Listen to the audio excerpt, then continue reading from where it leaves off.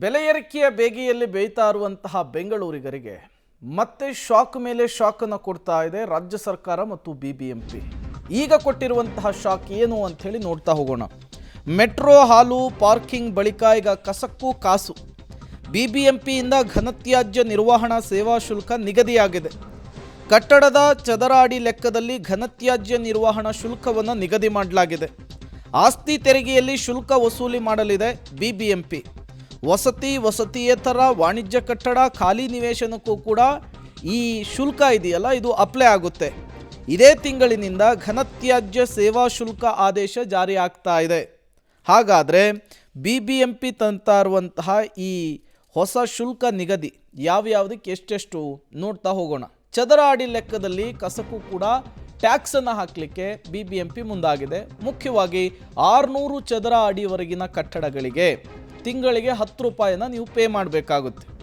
ನೀವು 600ರಿಂದ 1000 ಚದರ ಅಡಿಗೆ ತಿಂಗಳಿಗೆ 50 ರೂಪಾಯಿಯನ್ನು ಪೇ ಮಾಡಬೇಕಾಗುತ್ತೆ.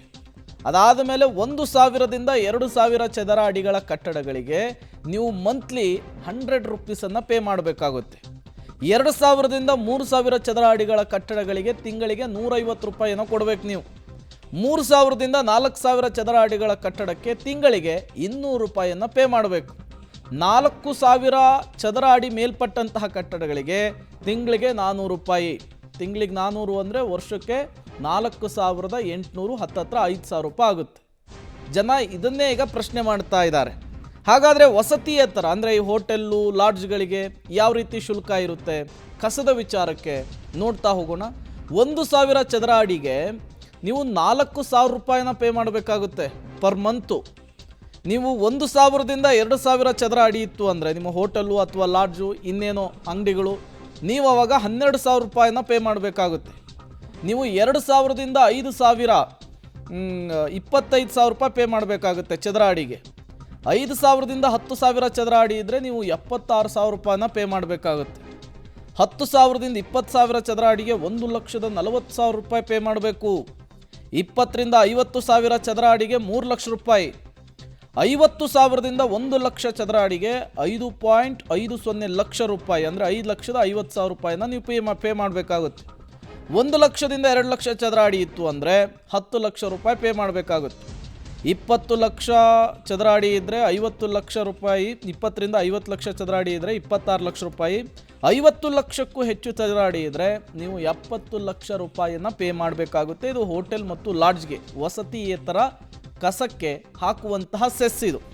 ಹಾಗಾದರೆ ತಾರಾ ಹೋಟೆಲ್ಗಳಿಗೂ ಕೂಡ ಬೇರೆ ಶುಲ್ಕ ಇದೆ, ಸಪ್ರೇಟ್ ಶುಲ್ಕ ಇದೆ. ಅದು ಏನು ಅಂಥೇಳಿ ನೋಡ್ತಾ ಹೋಗೋಣ. ನೋಡಿ, 10,000 ಚದರ ಅಡಿ ಇದ್ದರೆ ಈ ತಾರಾ ಹೋಟೆಲ್ಗಳು ನೀವು 95,000 ರೂಪಾಯಿ ಪೇ ಮಾಡಬೇಕಾಗುತ್ತೆ ಪರ್ ಮಂತ್. ಕಸದ ಸೆಸ್ ಇದು. 10ರಿಂದ 20,000 ಚದರ ಅಡಿ ಇದ್ದರೆ ನೀವು 1,75,000 ರೂಪಾಯಿ ಪೇ ಮಾಡಬೇಕು. 20ರಿಂದ 50,000 ಚದರ ಅಡಿ ಇದ್ದರೆ 3,75,000 ರೂಪಾಯಿಯನ್ನು ನೀವು ಪೇ ಮಾಡಬೇಕಾಗುತ್ತೆ. 50ರಿಂದ 1 ಲಕ್ಷ ಚದರ ಅಡಿ ಇತ್ತು ಅಂದರೆ 6,87,000 ರೂಪಾಯಿ ಪೇ ಮಾಡಬೇಕಾಗುತ್ತೆ. 1ರಿಂದ 2 ಲಕ್ಷ ಚದರ ಅಡಿ ಇದ್ದರೆ 12.5 ಲಕ್ಷ ರೂಪಾಯಿ. 2ರಿಂದ 5 ಲಕ್ಷ ಚದರ ಅಡಿ ಇದ್ದರೆ 32.5 ಲಕ್ಷ ರೂಪಾಯಿ. 5 ಲಕ್ಷ ಮೇಲ್ಪಟ್ಟಂತಹ ಚದರ ಅಡಿಗೆ 87.5 ಲಕ್ಷ ರೂಪಾಯಿಯನ್ನು ನೀವು ಕಟ್ಟಬೇಕಾಗುತ್ತೆ. ಇದು ಚದರ ಅಡಿ ಲೆಕ್ಕದಲ್ಲಿ ಬಿಬಿಎಂಪಿ ಅಂದರೆ ಬೃಹತ್ ಬೆಂಗಳೂರು ಮಹಾನಗರ ಪಾಲಿಕೆ ಕಸಕ್ಕೆ ಹಾಕಿರುವಂತಹ ಟ್ಯಾಕ್ಸ್. ಮತ್ತಷ್ಟು ಡೀಟೇಲ್ಸನ್ನು ಕೊಡ್ತಾರೆ ನಮ್ಮ ಪ್ರತಿನಿಧಿ ಲೋಕೇಶ್ ನೇರ ಸಂಪರ್ಕದಲ್ಲಿ ಜಾಯಿನ್ ಆಗಿದ್ದಾರೆ. ಲೋಕೇಶ್, ಈ ಹಿಂದೆಯೇ ಬಿಬಿಎಂಪಿ ಹೇಳಿತ್ತು ನಾವು ಕಸಕ್ಕೂ ಕೂಡ ಟ್ಯಾಕ್ಸ್ ಹಾಕ್ತೀವಿ ಅಂಥೇಳಿ. ಈಗ ದರವನ್ನು ಫಿಕ್ಸ್ ಮಾಡಿರುವಂಥದ್ದು. ಹೀಗೆ ಬೆಲೆ ಏರಿಕೆಯ ಬರೆಯನ್ನು ಎಳಿತಾ ಹೋದರೆ ಜನ ಬದುಕೋದು ಹೆಂಗೆ ಅಂಥೇಳಿ ಯಾವ ಆಧಾರದ ಮೇಲೆ ಇವರೀಗ ದರವನ್ನು ಫಿಕ್ಸ್ ಮಾಡಿದ್ದಾರೆ, ಏನೆಲ್ಲ ಡೀಟೇಲ್ಸ್ ಸಿಗ್ತಾ ಇದೆ ಅಂತ? ಪ್ರೇಮ್, ಈಗ ಬಿಬಿಎಂಪಿ ಕಸದ ಶುಲ್ಕವನ್ನು ಅಲ್ಲಿ ಉತ್ಪತ್ತಿ ಆಗುವಂಥ ಕಸವನ್ನು ಇಟ್ಕೊಂಡು ಆಧಾರವಾಗಿ ಇಟ್ಕೊಂಡು ಅದಕ್ಕೆ ಚದರ ಅಡಿ ಲೆಕ್ಕದಲ್ಲಿ, ಕಟ್ಟಡದ ಚದರ ಅಡಿ ಲೆಕ್ಕದಲ್ಲಿ ಅವರು ಶುಲ್ಕವನ್ನು ನಿಗದಿ ಮಾಡಿರುವಂಥದ್ದು. ಇಲ್ಲಿ ಪ್ರಮುಖವಾಗಿ ಎದ್ದಿರುವಂಥ ಪ್ರಶ್ನೆ, ವಾಣಿಜ್ಯ ಕಟ್ಟಡಗಳು ಮತ್ತು ವಸತಿಯೇತರ ಕಟ್ಟಡಗಳು ಭಾರಿ ವಿರೋಧವನ್ನು ಮಾಡ್ತಾ ಇದ್ದಾರೆ. ಯಾಕೆಂತಂದರೆ ಈ ಒಂದು ಶುಲ್ಕದಿಂದಾಗಿ ಭಾರಿ ಏರಿಕೆ ಆಗಿದೆ ಅವ್ರಿಗೆ. ಮೊದಲೆಲ್ಲವೂ ಕೂಡ ಕೆಜಿಗೆ 5 ರೂಪಾಯಿ ಇತ್ತು, 12 ರೂಪಾಯಿ ಕೊಡ್ತಾ ಇದ್ವಿ. ಆದರೆ ಈಗ 5 ರೂಪಾಯಿಂದ 12 ರೂಪಾಯಿ ಜಾಸ್ತಿ ಮಾಡಿದಾರಂತ. ಈ ಚದರ ಅಡಿ ಲೆಕ್ಕದಲ್ಲಿ ಕೊಡ್ತಾ ಇರೋದ್ರಿಂದಾಗಿ ಸಮಸ್ಯೆ ಆಗುತ್ತೆ. ಯಾಕಂತಂದರೆ ಇವರೇ ಸ್ವತಃವಾಗಿ ಕಸವನ್ನು ತೆಗೆದುಕೊಂಡು ಹೋಗಿ ನಿರ್ವಹಣೆ ಮಾಡಿ ಅಲ್ಲಿ ಕಸದ ಸಮಸ್ಯೆ ಉದ್ಭವ ಆಗದ ರೀತಿಯಲ್ಲಿ ನಾವೇ ಅದನ್ನು ತ್ಯಾಜ್ಯ ವಿಲೇವಾರಿ ಮಾಡ್ತೀವಿ ಅಂತೇಳಿ ಬಿಬಿಎಂಪಿ ಮಾಡ್ತಾ ಇರುವಂಥದ್ದು. ಆದರೆ ಮೊದಲೆಲ್ಲವೂ ಕೂಡ ವಸತಿಯೇತರರು ವಾಣಿಜ್ಯ ಕಟ್ಟಡಗಳು ಬಲ್ಕಲ್ಲಿ ತೆಗೆದುಕೊಂಡು ಹೋಗುವಂಥ ಕೆಲಸವನ್ನು ಆಗ್ತಾ ಇತ್ತು. ಇದರಿಂದಾಗಿ ಭಾರಿ ಹೊಡೆತ ಆಗಿದೆ. ಇದನ್ನು ಮತ್ತೆ ಮರುಪರಿಷ್ಕರಣೆ ಮಾಡಬೇಕು ಅಂತೇಳಿ ಸಾಕಷ್ಟು ಬಾರಿ ಹೋಟೆಲ್ ಅಸೋಸಿಯೇಷನ್ ಇರ್ಬೋದು, ಇನ್ನಿತರ ವಾಣಿಜ್ಯ ಕಟ್ಟಡಗಳ ಅಸೋಸಿಯೇಷನ್ಗಳು ಮನವಿಯನ್ನು ಮಾಡ್ಕೊಂಡಿದ್ರು BBMPಗೆ. ಅದೇ ಯಾವುದೇ ರೀತಿಯಾದಂಥ ಪ್ರತಿಕ್ರಿಯೆಯನ್ನು ಕೊಟ್ಟಿಲ್ಲ. ಆದರೆ ಈ ಒಂದು ತೆರಿಗೆಯಲ್ಲಿ ಪ್ರಮುಖವಾಗಿ ಏರಿಕೆಯನ್ನು ಮಾಡಲಿಕ್ಕೆ ಈ ಒಂದು ಆಸ್ತಿ ತೆರಿಗೆಯಲ್ಲೇ ನಾವು ವಸೂಲಿಯನ್ನು ಮಾಡ್ತೀವಿ ಅನ್ನುವಂಥದ್ದು ಈಗಾಗಲೇ ಅಧಿಕೃತವಾಗಿ ಆದೇಶ ಆಗಿದೆ. ಏಪ್ರಿಲ್ 1ರಿಂದಲೇ ಅನ್ವಯ ಆಗುವಂತೆ ಆಸ್ತಿ ತೆರಿಗೆಯಲ್ಲಿ ವಾರ್ಷಿಕವಾಗಿ ಇದನ್ನು ಕೂಡ ಸೇರಿಸಿ ವಸೂಲಿಯನ್ನು ಮಾಡ್ತೇವೆ ಅಂತೇಳಿ BBMP ಮುಂದಾಗಿದೆ. ಅಧಿಕೃತವಾಗಿ ಆದೇಶ ಕೂಡ ಆಗಿದೆ. ಸರ್ಕಾರ ಕೂಡ ಅನುಮೋದನೆ ಕೊಟ್ಟಿದೆ. ನಗರಾಭಿವೃದ್ಧಿ ಇಲಾಖೆ ಕೂಡ ಅನುಮೋದನೆ ನೀಡಿರೋದ್ರ ಹಿನ್ನೆಲೆಯಲ್ಲಿ ಈ ದಾರಿ ಇಲ್ಲ. ವಾಣಿಜ್ಯೇತರ ಕಟ್ಟಡಗಳಿರ್ಬೋದು ಅಥವಾ ಹೋಟೆಲ್ಲು, ಲಾಡ್ಜು, ಇನ್ನಿತರ ತಾರಾ ಹೋಟೆಲ್ ಎಲ್ಲರೂ ಕೂಡ ಪಾಲನೆಯನ್ನು ಮಾಡಬೇಕಾಗತ್ತೆ. ಪ್ರೇಮ್, ಲೋಕೇಶ್, ವಾರ್ಷಿಕವಾಗಿ 600ರಿಂದ 700 ಕೋಟಿ ರೂಪಾಯಿ ಟಾರ್ಗೆಟ್ ಇಟ್ಕೊಂಡು ಈಗ ದರವನ್ನು ಫಿಕ್ಸ್ ಮಾಡುವಂತಹ ಕೆಲಸವನ್ನು BBMP ಮಾಡಿದೆ.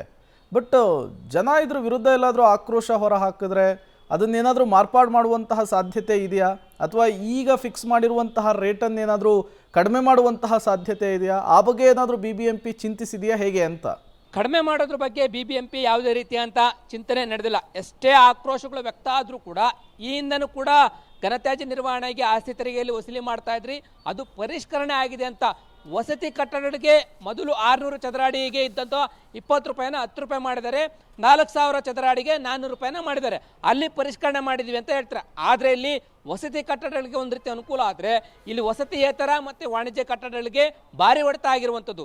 ಸಾಕಷ್ಟು ವಿರೋಧ ಮಾಡಿದ್ದಾರೆ, ಆಕ್ಷೇಪಣೆಗಳನ್ನು ಕೂಡ ಮಾಡಿದ್ದಾರೆ. ಆದರೂ ಕೂಡ BBMP ಬದಲಾವಣೆ ಮಾಡುವಂಥ ಕೆಲಸವನ್ನು ಮಾಡಿಲ್ಲ. ಈಗ ಎಷ್ಟೇ ವಿರೋಧ, ಪ್ರತಿಪಕ್ಷಗಳು ಕೂಡ ಇದನ್ನು ವಿರೋಧ ಮಾಡ್ತಿದ್ದಾವೆ. ಪ್ರತಿಪಕ್ಷಗಳು ವಿರೋಧ ಮಾಡಿದ್ರು ಕೂಡ BBMP ಇದನ್ನು ಹಿಂಪಡೆಯ ಮಾತೇ ಇಲ್ಲ. ಈಗಾಗಲೇ ಅಧಿಕೃತವಾಗಿ ಜಾರಿಯಾಗಿದೆ.